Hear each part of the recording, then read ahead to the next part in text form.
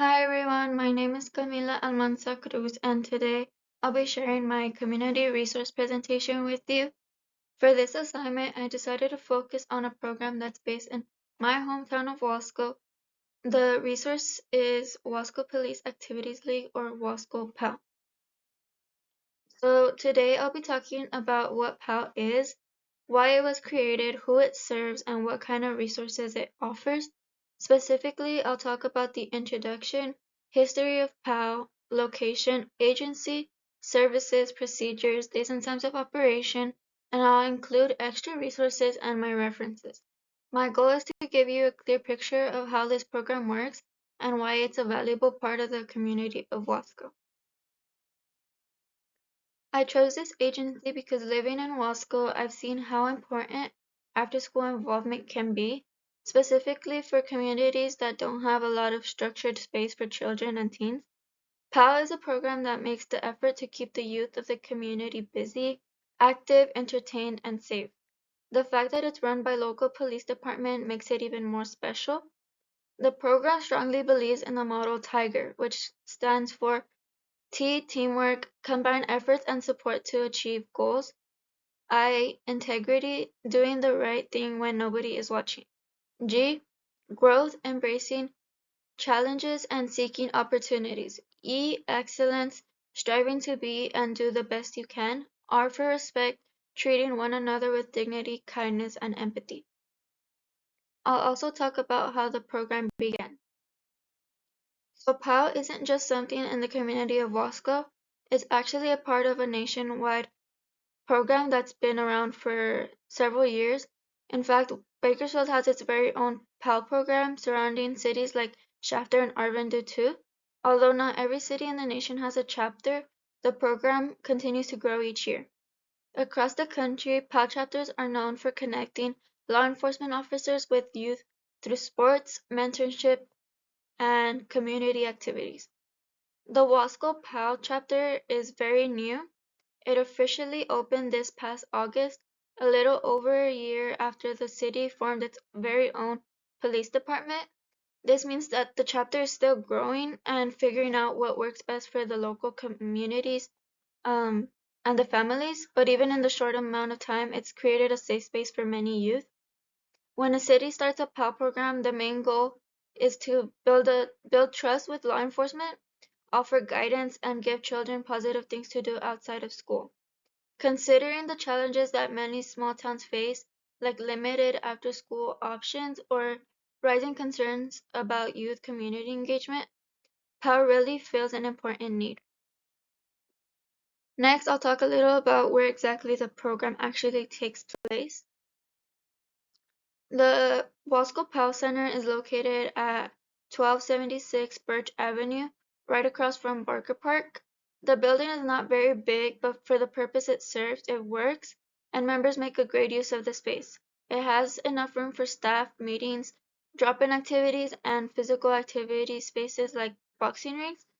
What I think is great about the location is that it is in the center of the town, therefore a lot of families can reach it easily, whether they're walking, driving, or just the youth getting dropped off after school. Now I'll look into the agency behind the program.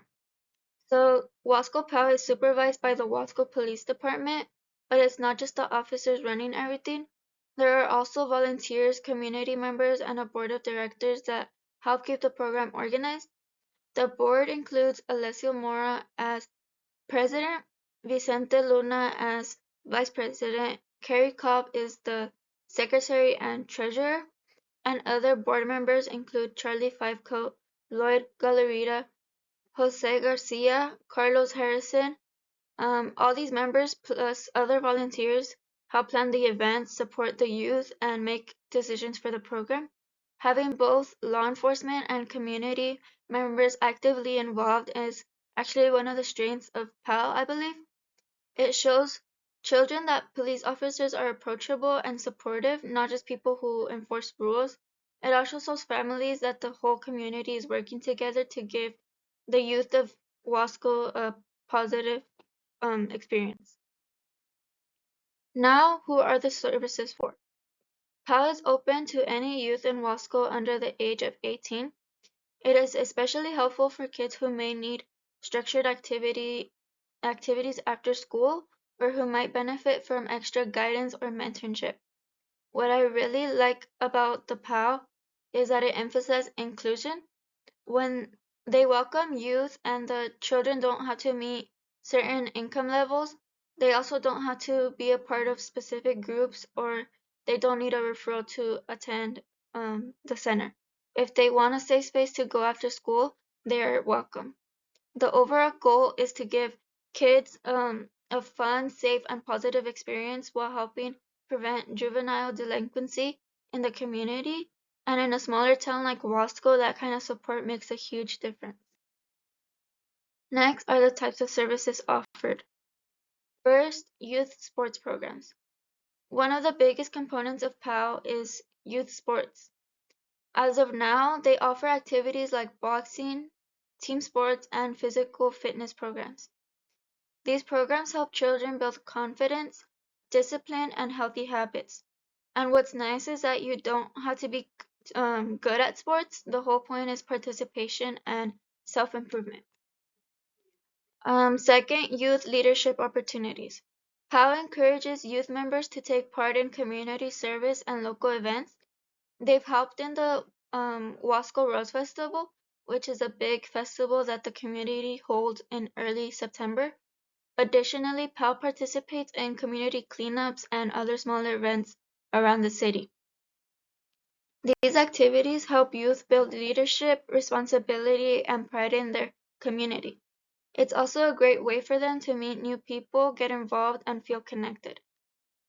Next, the drop-in program. The drop-in program gives youth a safe and supervised place after school.